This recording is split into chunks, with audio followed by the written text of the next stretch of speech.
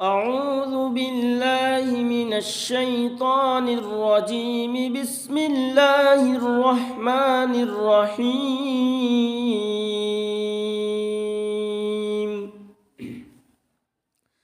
يا أيها الذين آمنوا استعينوا بالصبر والصلاة إن الله مع الصابرين.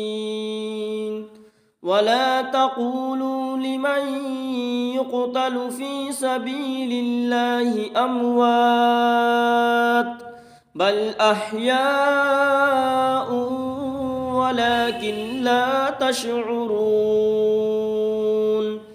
ولنبلونكم بشيء من الخوف والجوع ونقص من الأموال والأنفس والثمرات وبشر الصابرين الذين إذا أصابتهم مصيبة قالوا إنا لله وإنا إليه راجعون. أولئك عليهم صلوات من ربهم ورحمة وأولئك هم المهتدون.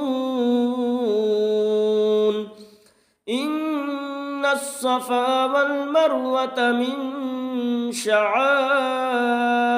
الله فمن حج البيت أو اعتمر فلا جناح عليه أن يطوف بهما ومن تطوع خيرا فإن الله شاكر عليم.